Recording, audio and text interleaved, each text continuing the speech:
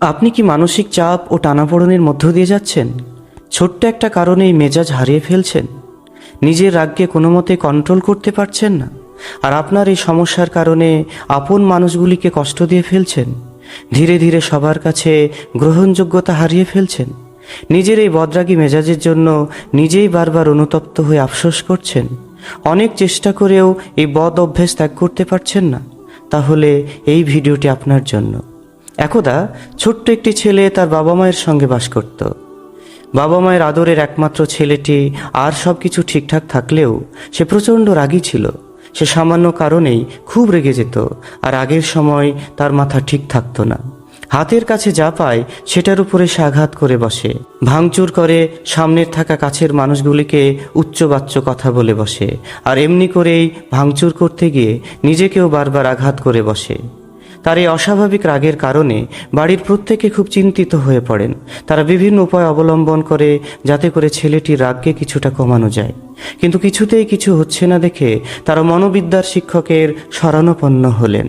বিচক্ষণ সেই মনোবিদ তাদের আশ্বস্ত করে বললেন, আপনারা চিন্তা করবেন না, আমি আগামী 2 মাসের মধ্যে আপনার ছেলের রাগকে সম্পূর্ণরূপে কন্ট্রোল করে দেব। পরের দিন বিকেলে সেই শিক্ষক ছেলেটিকে একটি পেরেক ভর্তি ব্যাগ, একটি হাতুড়ি ও 2-3 হাত লম্বা একটি কাঠের পাটাতন দিলেন। তারপর তিনি মৃদুস্বরে ছেলেটির উদ্দেশ্যে বললেন, আজ থেকে তুমি যতবার রেগে যাবে ততবার একটি করে পেরেক এই কাঠের পাটাতনে তুমি পুঁতে দেবে।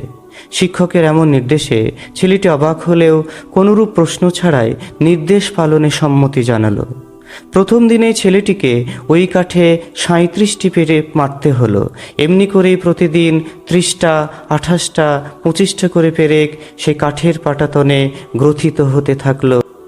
পরের কয় সপ্তাহে ছেলেটি তার রাগকে কিছুটা নিয়ন্ত্রণে আনতে পারল। তাই প্রতিদিন কাঠে নতুন পেরেকের সংখ্যাও ধীরে ধীরে কমে এলো। সে বুঝতে পারল হাতুড়ি দিয়ে কাঠের উপর পেরেক বসানোর চেয়ে তার রাগকে নিয়ন্ত্রণ করা অনেক বেশি সহজ।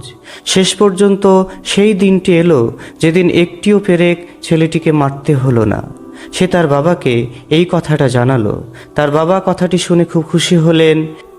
বিকেলে যখন শিক্ষক মহাশয় এলেন তখন ছেলেটি বলল, স্যার, আজ আমি একটিবারও রাগ করিনি, আর সেই জন্য আমাকে আজ একটিও পেরেক মুততে হয়নি। শিক্ষক মহাশয় ছেলেটির কথা শুনে হাসলেন। তারপর শান্ত কণ্ঠে বললেন, এখন তুমি যেসব দিনে তোমার রাগকে পুরোপুরি নিয়ন্ত্রণ করতে পারবে সেসব দিনে একটি করে পেরেক ওই কাঠ থেকে তুমি খুলে ফেলবে। এমনি করে অনেক দিন চলে গেল এবং ছেলেটি একদিন তার শিক্ষককে জানালো যে সে সব পেরেকই খুলতে সক্ষম হয়েছে। এই কথা শুনে তার শিক্ষক তাকে বললেন, তুমি সেই কাঠের পাটাতনটি আমার সামনে নিয়ে এসো। কাঠের টুকরোটি নিয়ে এলে তিনি ছেলেটিকে প্রশ্ন করলেন, আচ্ছা, তুমি কি এই কাঠের পাটাতনে কিছু দেখতে পাচ্ছ? ছেলেটি বলল, কাঠের গায়ে অসংখ্য ছিদ্র দেখা যাচ্ছে। শিক্ষক তখন বললেন, তুমি কি এই কাঠটিকে আর আগের অবস্থায় ফিরিয়ে আনতে পারবে? ছেলেটি মাথা নাড়িয়ে বলল, না। শিক্ষক মহাশয় তখন বললেন, তুমি খুব ভালোভাবে তোমার কাজ সম্পন্ন করেছো। এখন তুমি তোমার রাগকে নিয়ন্ত্রণ করতে পারো, কিন্তু দেখো, তোমার রাগের কারণে কাঠের গায়ে পেরেকের গর্তগুলো এখনো রয়ে গেছে। এই কাঠটিকে কখনোই আর আগের অবস্থায় ফিরিয়ে আনতে পারবে না। ঠিক একইভাবে যখন তুমি কাউকে রেগে গিয়ে কিছু বলো, তখন তার মনে ঠিক এই একইভাবে পেরেকের মতো আঘাত লাগে। পরবর্তীতে তুমি যদি তোমার কথা ফিরিয়েও নাও, কিন্তু তারপরেও তার মনে ঠিকই একই রকম আঁচড় থেকে যায়। তাই নিজের রাগকে নিয়ন্ত্রণ করতে শেখো। মানসিক ক্ষত অনেক সময় শারীরিক ক্ষতের চেয়েও অনেক বেশি ভয়ঙ্কর হয়। শিক্ষক মহাশয়ের মুখে এই কথাগুলো শোনার পর ছেলেটি তার নিজের ভুল বুঝতে পারল। এতদিন রাগের বশে অনেক মানুষের মনে সে আঘাত দিয়ে ফেলেছে। এই কথা ভেবে সে খুব দুঃখ পেল ও অনুতপ্ত হলো। সেদিনের পর থেকে ছেলেটি মনে মনে কঠোরভাবে প্রতিজ্ঞা করল যে আজকের পর থেকে আর কোনো দিন কোনো বিষয়ে রাগ করবে না।